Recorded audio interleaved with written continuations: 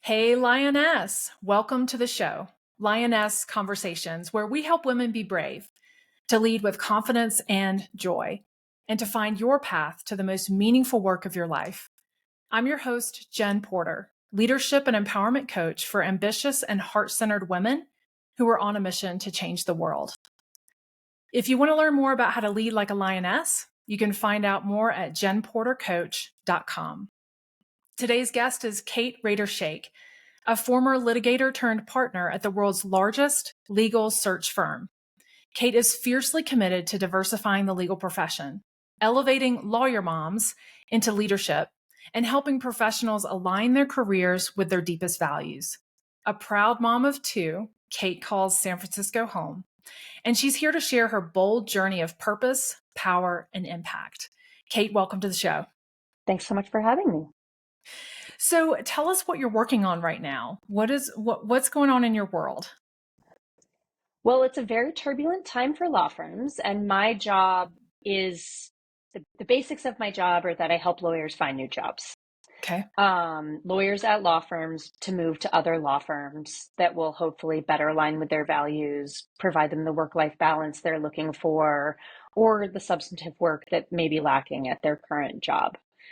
And in this moment where the presidential administration is striking deals with some law firms and in litigation with others, it's a very strange time to be sitting where I sit and also for my candidates. So it's been an extraordinarily busy Q1 with a lot of people moving around because suddenly their firm doesn't feel like home to them anymore. Wow. Okay. And how are you helping them navigate that? It's always bespoke. There's no one size fits all approach to recruiting. When it's done well, it's matchmaking. So I'm still placing people at all the same firms. It's just they may be making a values driven decision that's different than it would have been 6 months ago. And all I can do is what I consider the core of my job, which is I'm their sports agent, poorly trained therapist, advocate, hype woman. And that's sort of my job summed up. So I do that for everybody, and people are just making different choices than they might have made before. Or for some people, political situation is sort of a non-factor and it's business as usual. Mm-hmm. And you've called yourself a matchmaker. Yes. How does that work? So I always say there's a lid for every pot. So firm A may very much not be for you. You may be seeking better balance. You may be seeking different substantive work than is available at firm A, but it might be just the right thing for your law school classmate. So for me, when I'm approached by somebody who's a little bit more formal, likes to be in the office, is focused on prestige, then there's a certain subsect of firms that's going to be the right firms to be on a short list for that person. Whereas when somebody approaches me and said, I just had my second baby, I can't keep doing this at this pace. I want to be somewhere where there's community and people care about each other on a different level, and where work is not the only thing. There's a totally different list of firms for that person, and then we try to boil it down to what's the best fit. So how many firms do you work with? Oh my goodness, the number is large. So law firms are ranked by the American Lawyers, their AmLaw rankings. I work with all of the AmLaw 200 firms that are in my regions, which are in the Bay Area and then Denver and Boulder. But I also work with a ton of tiny boutiques because that's what a lot of people want. So I work with boutiques down to like 4 people. Wow. And so what are those boutiques offering that the big firms don't? One of the major things they're offering is a reduced billable hours requirement. So billable hours are sort of the building blocks of the law, frankly, and how people are compensated and how they're viewed internally. There are billable hour requirements at most firms, and in big law, which are sort of the top firms, the billable hour requirements generally range between 1900 and 2050. Whereas at a boutique, they may be as low as 1,600. So it can completely change the way somebody's days go, what goal they're shooting for. That seems like it would be a game changer for somebody who doesn't feel like being in that industry is even sustainable, especially when they want to start a family. And now there Yeah, are more options for those individuals. they're going to take a pay cut. Yeah, So that's a conversation we always have up front. I don't want somebody to fall in love with a firm and then realize they can't pay their mortgage or their kids' school fees or sure. whatever the case may be. But that is sort of the cost benefit that they have to Mhm. weigh. But I'm here with them every step of the way. And that's where the values conversation comes in. For sure. One of them. I think values come up all different times. A lot of people want to work at firms where there are more female partners or where there are more partners who look like them, or partners who are part of the queer community.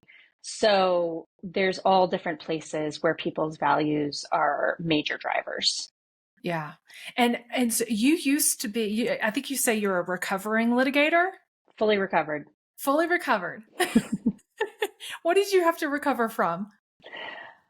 The kind of litigation I did. So I was a family lawyer for the LGBT community before the Obergefell decision legalizing gay marriage. And it was the wild, wild west. There were judges to whom I had to explain that it was legal for two women or two men to be in a romantic relationship. I actually bought a book for a judge at one point, which was, I can't remember the name. So and so has two mommies. Heather has two mommies. Because it was a parentage case determining the legal parents of a child. And his questions had suggested strongly that he did not understand that that was sort of a concept that existed. Okay.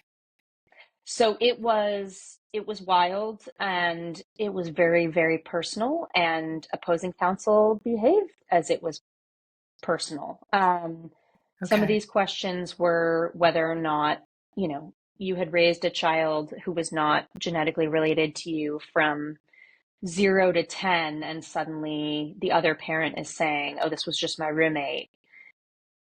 You may end up never seeing that child again. So Wow. the stakes were sky high, and it was misunderstood. So there was a Mm. lot of fighting, Okay. and I was good at it, but it was not good for me. What kind of an impact did it have on you? I mean, ultimately, the thing that drove me out of the law, besides the fact that my husband and I relocated internationally, was that I got a call from a mandated reporter telling me that a former opposing party had ideations of running me over with his car and had gone so far as to figure out where Oh, wow. I lived. And, my husband, then my fiance, and I kind of looked at each other and we're like, is this is not it. This is Oh, this is gosh. not where we should be. But it just, I I am not built to fight with people all the time. It was ultimately very wearing on me to have Hmm. clients crying in my office on a regular basis. Okay. Again, I'm not trained as a therapist, and that's what was really required in a lot of these cases. Wow. Wow. It sounds really stressful and like wild, wild west and um, just very complex issues that you're dealing with. I'm really proud that I did it. And I Hmm. feel like it was a really important time for people to be stepping in. And frankly, unfortunately, I might have gotten more respect from judges because I'm not a part of the community and therefore was sort of Okay. an outsider. But I had multiple clients commit suicide over my 9-year career. It was just No. very wearing. Wow. And obviously, the bigger deal was for their families and Of their course. friends. But It of didn't course. primarily impact me, but by golly, it did impact me. That's a lot. That's a lot. Yeah, So you were already considering making a transition out of the legal industry in a sense. that's And then correct. your fiance husband got a job overseas. So what was that transition like? It was wild. So I moved to Singapore having never been there before.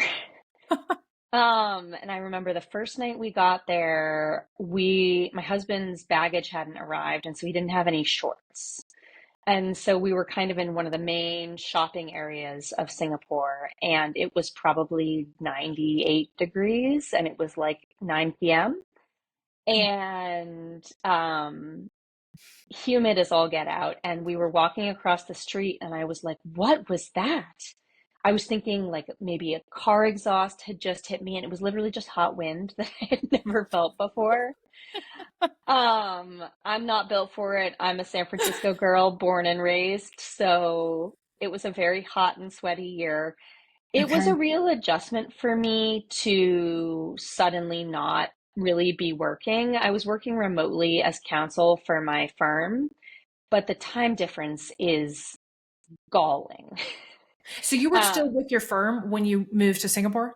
I was part-time with my firm, Okay. and I was waking up at like 4 o'clock in the morning to do a couple hours work that would overlap with the West Coast and then going back to sleep. Oh, wow. And it was super unsustainable. Yeah. So at some point, I parted ways while we were in Singapore. But as a trailing spouse, I wasn't able to get, I hate that term, but it's what I technically was. Yeah. I wasn't able to get a work visa in Singapore. Um, and that's sort of by design in Singapore. They would prefer that the wife or the female partner not be working. Oh, At I least at the see. time, that was the case. Yeah. And what was your husband doing? So my husband was working in sustainability, climate related sustainability. Okay. So you two were just there for a year. Yep. And what was that year like for you? So climate's completely different. You're not working suddenly. Well, I get, okay, you're working part-time, you're transitioning out. And Yeah. so suddenly, I'm sure you're like a pretty career-driven woman. Yes, And ma'am. so to not be working, what was that like for you? And then what was life like? What were your days like in Singapore? I was bored out of my gourd. I Mm. really was. I did get into the best shape of my life. I was playing tennis once or twice a day and hitting the gym. Wow. My husband came home to multi-course dinners every night, and that is a fine choice for a lot of spouses, male or female, right? But not me. I'm not built that way. So I would, I mean, I read a lot of books, Yeah. but I'm not built to have that much free time. I have a little too much of the professional fire in me. I think you can have all different kinds of fire in you, and maybe raising your kids and being a stay-at-home parent is the thing that fires you up. For me, I really enjoy having purpose at work. And so yeah, I would imagine it was disorienting not to have that specific kind of purpose during your time there. It was, and it was also strange to suddenly be completely financially reliant on my fiance. Really Um, uncomfortable, isn't it? it was pretty uncomfortable for me. Uh, What did you discover about yourself during that time? Because it was so probably atypical for your life.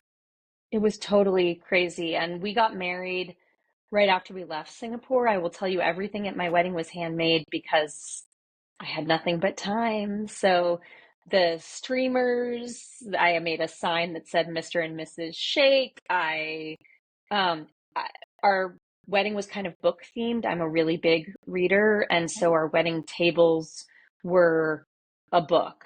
Hmm. The wedding table was, the interestings. And so all of my college friends were the people who I considered the interestings, which is a book that I love.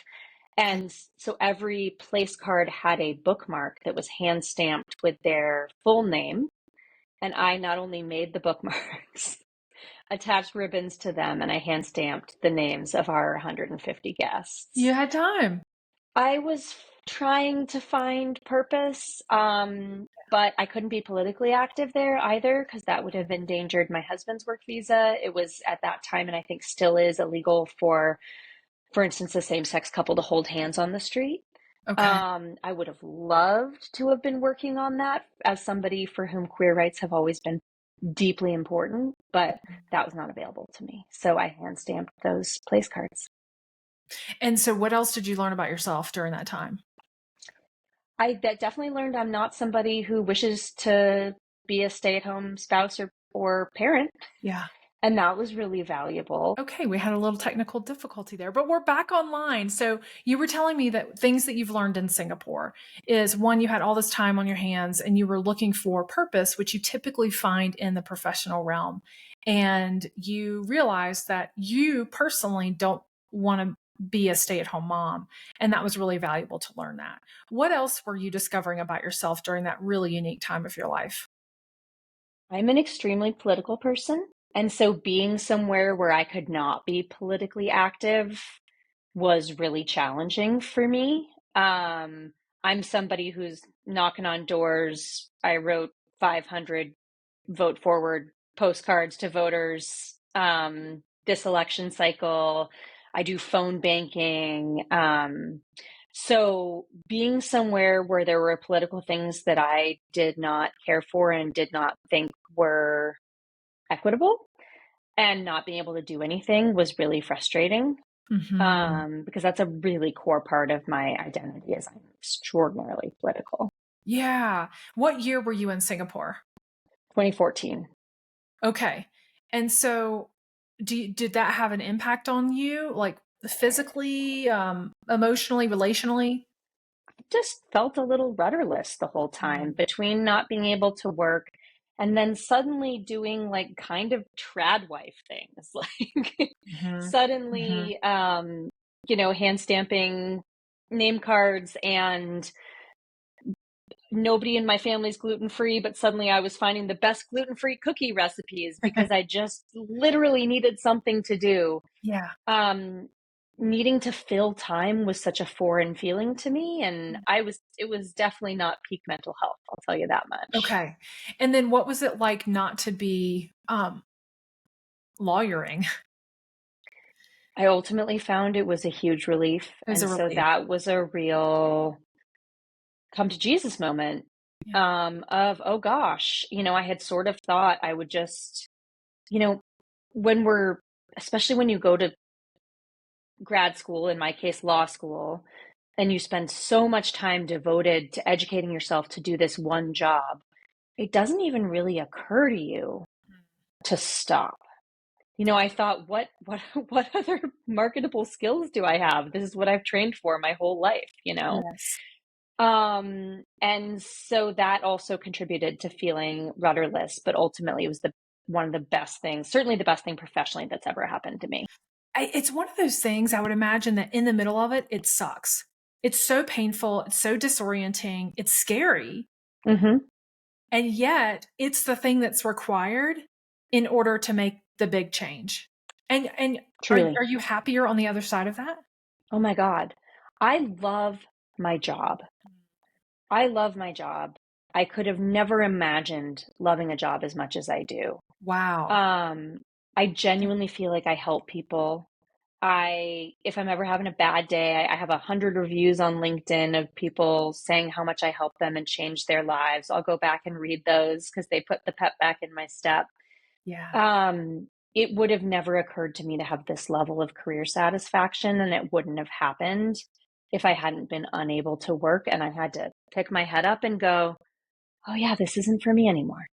It's so interesting that the way that that happened for you was really unique. Usually it happens because someone gets laid off or fired, Yeah. or they make a decision, but, or they take time off. But honestly, the people that actually take the time off intentionally are so rare Mm, because we're so stuck in hmm. in our boxes of this is what we're supposed to do. And so it takes a severing of something in I order think to that's make a right. real transition, unless I call them very brave steps. Like if somebody takes a sabbatical or takes some time Hmm. off, to me that is incredibly brave, and that is a very grounded person that has the confidence to do that because most people won't. I think that's right. And actually, my husband took a sabbatical a couple of years ago, and it was really surprising because he has always been sort of as driven as I am, if not more, by his career. But there was some family stuff going on that required it. Yeah. And he found he was delighted by it. And I would have never expected that. He's this like very hard charging MBA, but I think it's proof of concept Wow. that it can be the best possible thing for So I you. want to hear more about that, but let's follow the timeline. Mm-hmm. So Singapore, did you know you were going to be there for only a year? My husband would have liked to stay longer. I was just so tired of being sweaty. So you decided, hey, we need to do something different. Well, he received, so he was running APAC for his company out Asia of Pacific, Singapore, right? Asia Asia Pacific, Pacific. and then he was promoted to EMEA. So Mhm. basically Europe, Middle East, and Africa. everything. Yeah. um, and that ran out of London. So Okay. he received that promotion offer. I had lived in London when I was in college. It's my favorite city on earth. Really? I did a semester at LSE, London School of Economics. And so I took classes there. It's a little more complicated than that. But I was so fired up about going back to I London. bet. So I was thrilled when that became available to us. Yeah. And he had not spent that much time in London. He also had a job offer in Berlin.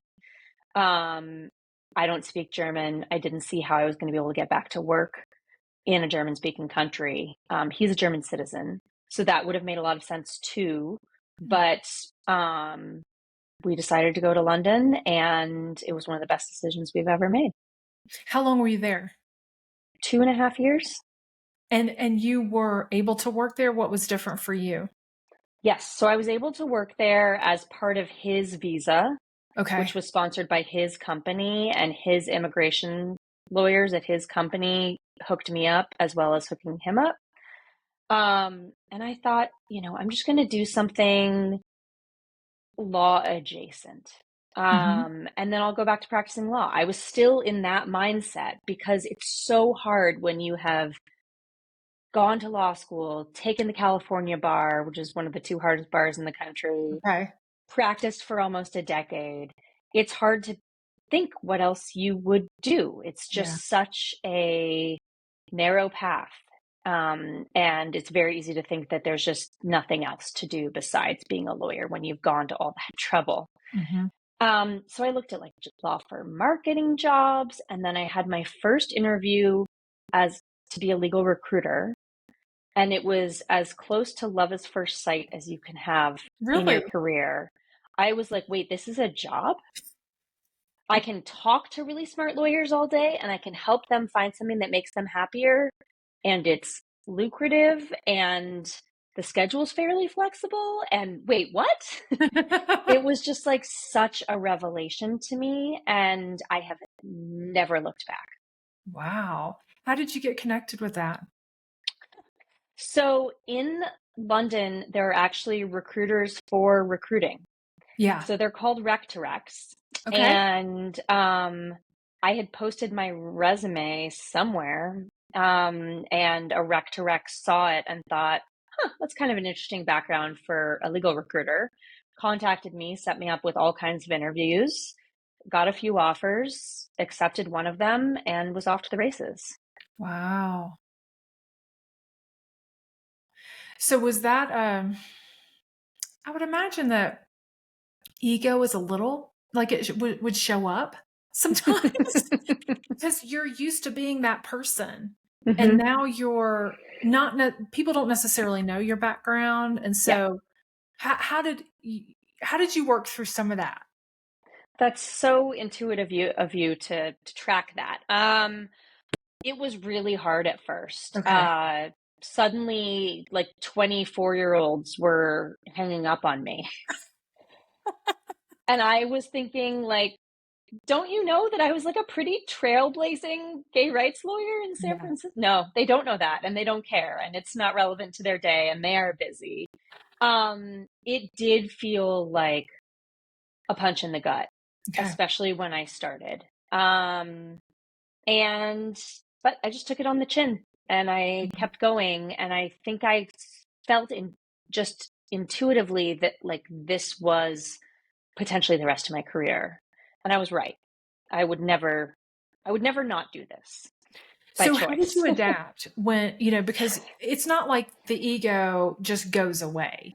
Yeah. So did you find a way to gain respect in those initial calls? Is there something that you did practically that was different to help people understand they need to stay on the phone with you? I I just think I learned my style Hmm. that was innate to me, and I wasn't, I was just on an open sales floor with a bunch of primarily dudes who'd been recruiting for a really long time, really like pinky ring wearing, high privilege way. Okay. And I had to not do what they were doing. I had to do me. Yeah. And so I became the kind of ball busting, brassy American chick recruiter in London. I'm sure there's more than just me, but I had to do what was natural to me and not try to copy these men with pinky rings. Yeah. How did that work out for you within the office? There was definitely some sort of what is she doing until I started bringing in a lot of really big deals. Okay. And then they realized maybe there's more than one way to do this. Uh, so were you making friends in the office? Were those close Yes. relationships that you had? Yes. Actually, my best friend in London, Jacob, was a researcher on another team in my office. I also became very close friends with another colleague named Anna. When you're living abroad and you don't have kids, one of the easiest ways to make friends is through work. Mhm. And I mean, Jacob remains one of my dearest friends to this day. Mm. We go to London at least once a year, and Uncle Jacob takes my kids on Ferris wheels, and Gosh. it's a really special thing. So I did make friends, and that was scandalous too because I was a 35-year-old woman and my best friend was a 26-year-old man who was not of my status in that he wasn't a recruiter, he was a researcher. And there was pushback on that, but too Wow. bad. The things that we've talked about already required a lot of bravery. I mean, everything that you've talked about was you being brave. Did it feel that way for you, or did it feel just, oh, this is just what I'm going to do? It felt really natural. It felt pretty natural because honestly, it took some bravery to be a straight woman majoring in queer studies. And Hmm. then it took some bravery to be a straight woman doing that work and Yeah. for anybody to be doing that work at the time that I was doing it. So I'm not saying I'm like a magically brave person, but I think I do have that speed of just like, Yeah. let's go. And where did that emerge? Like, do you remember as a girl the first times that you were brave, that you chose to be courageous? So I was bullied very, very badly when I was in middle school. Stuff that would get kids expelled now. I had my hair set on fire with a Bunsen burner. I was pantsed in front of the entire school, including my underwear, when I was giving a student council speech. I was capital B bullied. And that's actually how I became a queer studies major, is it felt to me that like heteronormativity was the bully. That and I had a mentor in high school, Travis Brownlee, who was a queer woman who was not able to adopt children at the time legally. Okay. And I ended up processing her adoption of her children when I became a lawyer. Wow. So for me, it's all connected. When you have struggles when you're younger, you have to locate a backbone or you're not going to get through it. And so I did. I mean, with a ton of support from my family, especially. Um, my mom was there every minute of it. Okay. But yeah, you have to create a little bit of a hard candy shell. So I did. My goodness. I do find that women, I mean, that's who I'm interviewing, women Hmm. become brave for others because they've had to be brave for themselves first. It's I that think thing where we can't really offer anybody else what we haven't experienced or been through. hmm, If we don't have it within ourselves, we can't give it away. that resonates for And sure. that's what I'm hearing is you had all this was coming against you, really Mhm. horrific things. And so then you began serving a population where horrible things were being done and said and taken away from them. On a totally different scale, right? I mean, Yeah. 7th grade bullying is not the same thing as basically being told you're subhuman. Yeah. So I wouldn't comp it necessarily, but it certainly led me down the path. But it has to start somewhere. Yeah. Compassion starts somewhere. Empathy, wanting to Yeah. protect others. My legal career was never about helping me. Say more about that. It was always about helping a community that was underserved at the time and misunderstood, and Hmm. that was really important to me. I wouldn't have gone to be a mergers and acquisitions lawyer. That would never have been, wouldn't have scratched my itch. Hmm. You've always been an activist in a sense. I have. Yeah. And so how are you being an activist now in your work? Because, I've heard you talk about the advocacy that you do, Mhm. how important that is. So tell us how you're able to take that activist muscle and really use it now. So one thing that I've done that's been really productive for my candidates is I've developed really, really close relationships with a lot of law firms, such that like chief talent officers at major firms say, hey, if the recruiting manager says no to one of your candidates and you think we should interview them, send the resume to me and I'll take care of it. It has empowered me to really push for Hmm. candidates who might not get a second look, who may have gone to the University of Topeka Law School. I don't think that law school exists. If it does, I apologize. But may have gone to, an unranked law school or super far down the list. And they may have grown up picking strawberries in a field in Central California. And during their summers, they didn't have fancy internships because they were helping their parents on the fields. This is an actual candidate I worked with, Hmm. who'd gone to a lesser viewed law school and was a first generation college graduate and a first generation professional. Um, I I pushed and I pushed and I pushed and I pushed, and he is at one of the best law firms in the world now. Wow. That was really important to me. I also work with, especially my female candidates, to talk about how to not undersell themselves, Yeah. which Tell is us a about that. chronic That's a big one. problem. It's a really big one.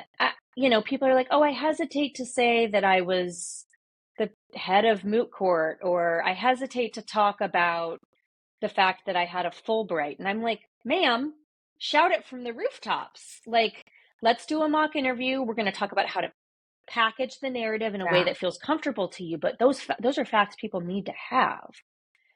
It's extra prep that I end up often doing with women, especially first generation female associates, but also first generation male Yeah. associates, to make sure that they are not underselling themselves, because other candidates will not hesitate to oversell themselves. Hmm. So I How do want you to make sure that they know that. how do you discern capability amidst all of that?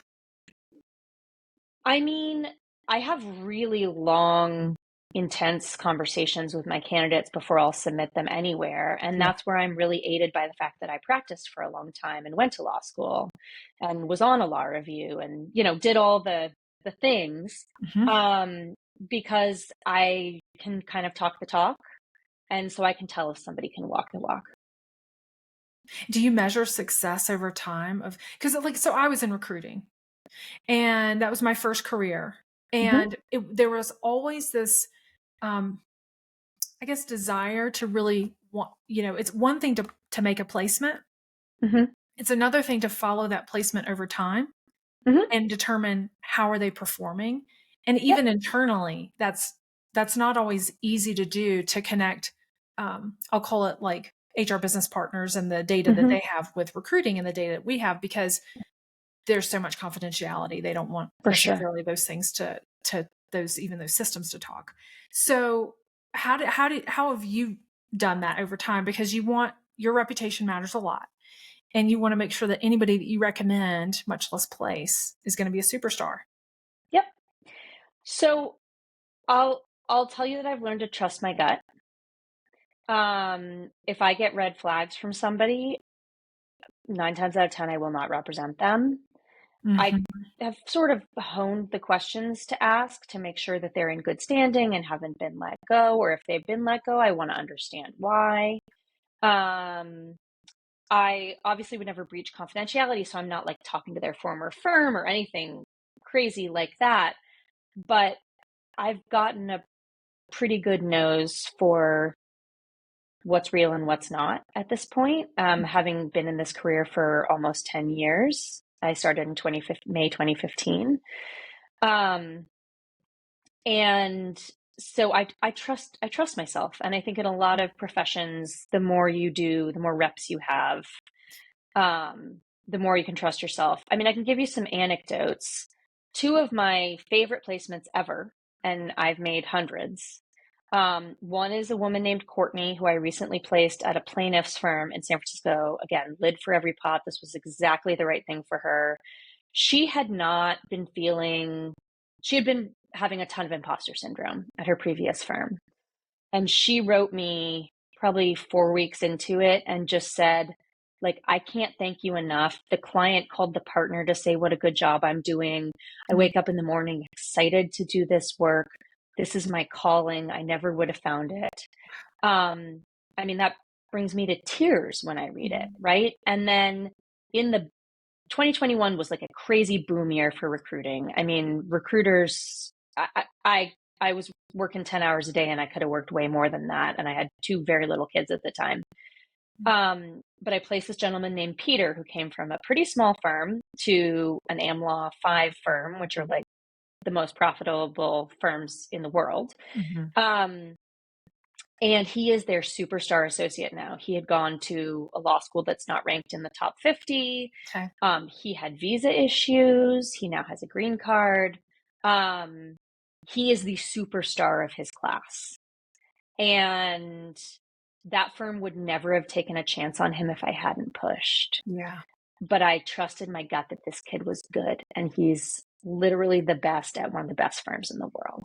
You brought up two things that I find every day that women struggle with: trusting themselves and imposter syndrome, and they're completely connected. Mm-hmm. Totally. So, how have you learned to trust yourself? Or have you been the person that's always like you just always trusted yourself? That's developed over time? It has absolutely developed over time. Okay. And I will tell you that I have found success as a recruiter that I've never had in any other area of my life. Like, I was a good student, but I wasn't the best student. I went to great schools, but I didn't go to the fanciest schools in terms of like college and law school. Mhm. Um, Whereas my sister is your type A hyperachiever, Ivy League, she's just, things came more easily to her, Okay. and we're built different, and she's incredible. Finding my footing as a recruiter has really filled what was kind of a hole for me. I had a really severe learning disability related to math. And it wasn't properly managed by the schools that I attended, even though I attended like the best possible elementary and high school in San Francisco. Um, and so there was a part of me that just thought maybe I wasn't that bright Mm. because it was never named. And I was a really good lawyer, but I wasn't like world's best lawyer. I hadn't found anything that I was the best at Okay. until this. And it has been so meaningful to me. I'm lucky enough that I've been the #1 associate recruiter globally at MLA since 2019, during which time, I had a baby in 2019, right? So it's not as if Wow. I didn't even work a full year. But I've just been able to I found my thing. And that's what I Mhm. want for everybody. And that's what I want for my candidates. I Yes. found my thing. That's what I want too. Yeah. For women to find their mission and Yep. to step into it. So, we haven't talked about the disability that developed Mm. in 2021. What happened there?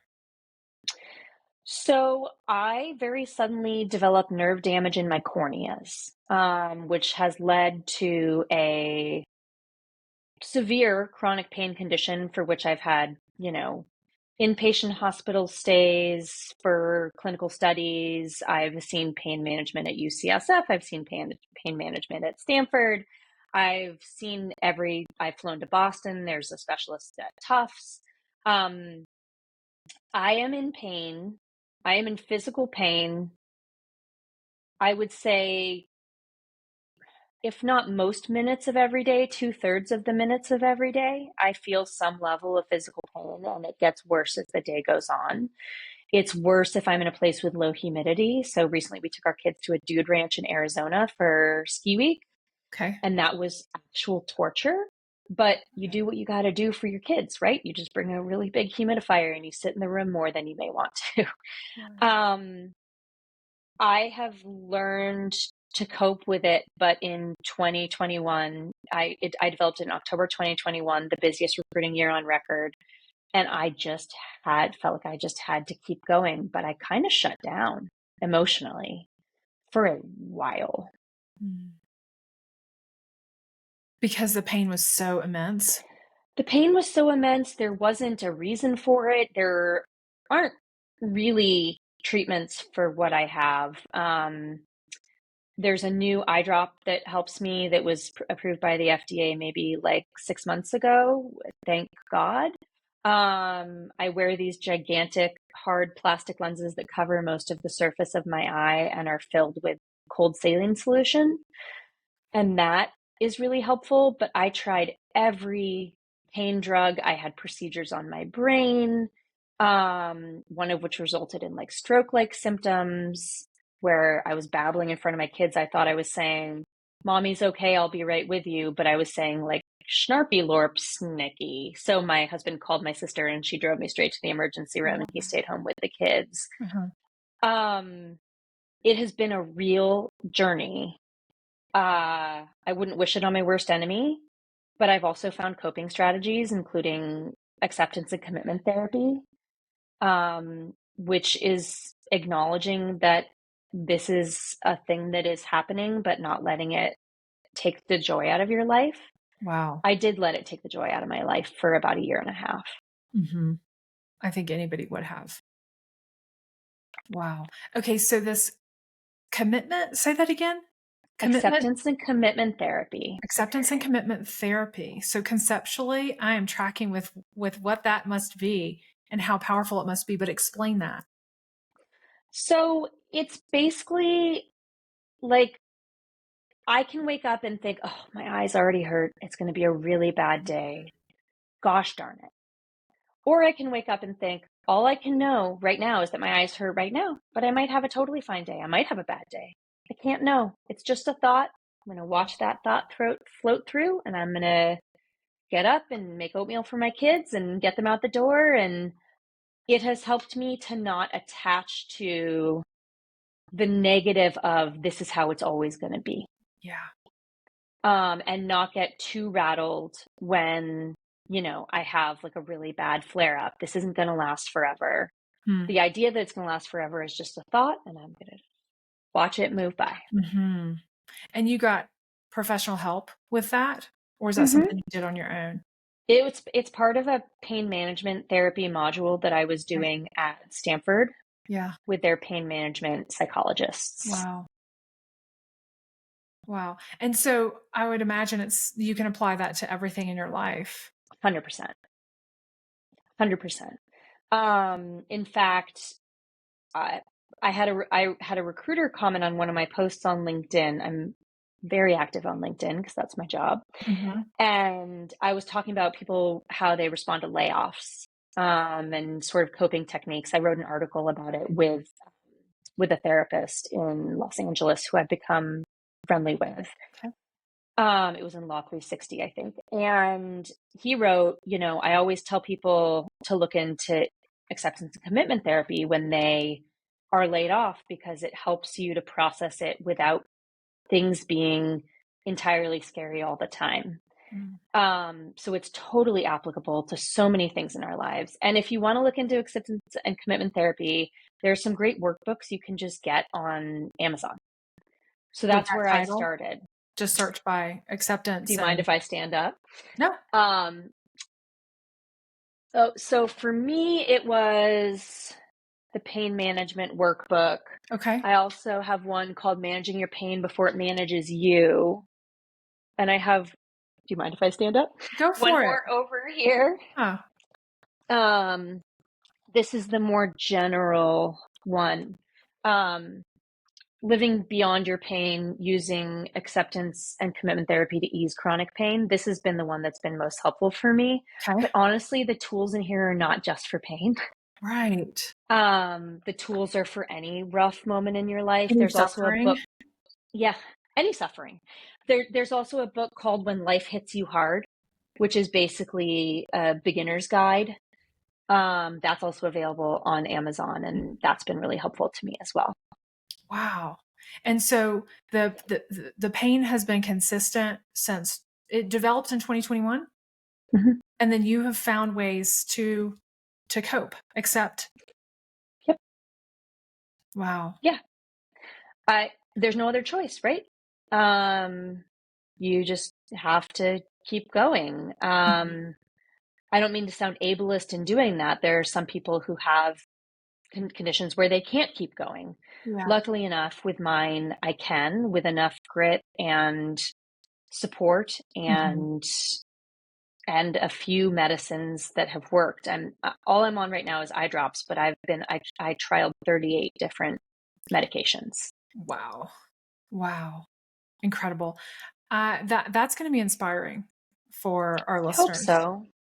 because people are dealing with a lot of stuff. Man, are we all dealing with a lot of stuff. Yeah. Everybody's got something. Before we wrap up, I want to make sure we talk about moms because you're Mhm. really passionate about helping moms, particularly lawyer moms. How do you Yes. do that? Well, part of it is by encouraging them to find something that's going to actually work for them. Mm-hmm. So I place a lot of moms at smaller firms. That's not every mom's choice by any stretch of the imagination. Two of my closest friends are moms who are partners at Kecker Van Nest, which is probably the most well-regarded, high-powered litigation boutique on the West Coast. How they do it, I couldn't begin to guess.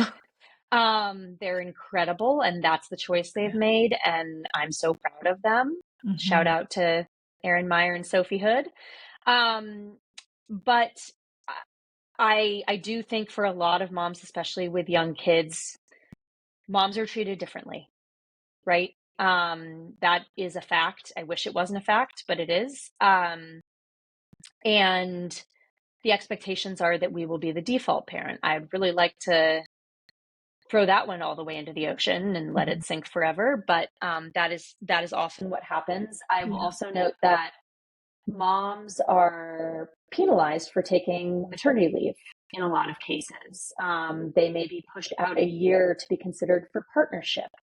They may be talked down to when they return. They may not receive a full bonus for prorated hours the way that somebody returning from a different medical leave might receive. One of the things I believe in strongly is that non-birthing partners need to take parental leave equal to the parental leave of the birthing parent. Yeah. Because that's where a lot of it starts. Suddenly, the birthing parent is the only one who knows how to calm down the baby and becomes the default because the other parent is already back at work. My husband was back at work 8 days after our son was born because it was a new job and he felt like he really had to. Our son was still in the NICU when he went back to work. Wow. And I no judgment, like he did what he needed to do. But it creates a system where some men will weaponize weaponized incompetence I'm not going to change a diaper. You're just so much better at it than I am. I don't want to take him to the pediatrician because I don't know all the things you know because you're home with him all day.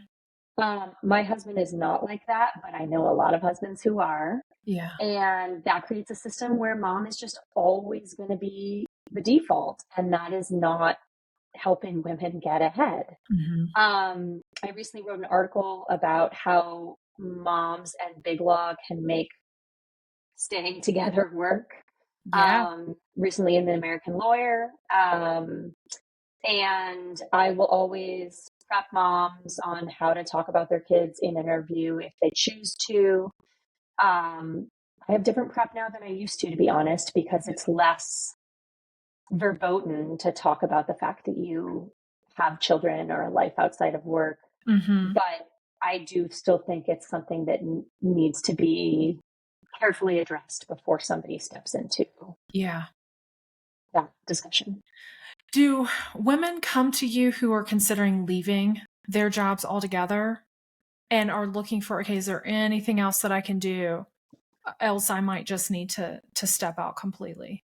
Yeah, in fact, one of my colleagues at MLA came to me as a mom of two, now of three, who was a senior associate at a big fancy law firm and was like, I don't see my kids. This isn't working for me. I don't know what to do. She's now my colleague in the San Francisco market. She became a legal recruiter. There are all kinds of off ramps you can take if you're willing to look at them. Yeah. Incredible. Incredible the work that you get to do, the I'm so lucky. conversations you get to have. So if people want to reach out to you and follow you and follow what you're talking about and some of these articles that you're putting out and the posts that you're doing, how do they, is it Kate Reder Sheikh at on LinkedIn or just It search is. It's you? Kate Reder Sheikh on LinkedIn. It's REDERSHEIKH. You can also just, at this point, you can Google me because I write so much. Okay. So you'll be able to find a lot of my writings and my other podcast appearances that way. Awesome. I'm also on Blue Sky, I think, as Kate Reder Sheikh. Okay. I left Twitter. But LinkedIn is where I'm most active and where my posts are a mix of professional and somewhat personal because I believe in the value and power of vulnerability. Agreed. Yeah, I love your story. I know it's going to be really inspiring for others. You've been through a lot, and you've found your way in really remarkable ways that I think will give hope to others that they don't have to stay stuck in what they're doing. They can actually explore what they're created for, and it's figuring out, making the connections to figure out where they can do that work or start their own. I have a lot of clients who are entrepreneurs, and Awesome. what do you want to do? What's your mission? And how do we find the path for you to get there? I'm so glad that you found yours. Thank you so much. I really appreciate it. So if anybody wants to find Kate, you can find her at Kate Reder Sheikh on just Google her and it'll all come up.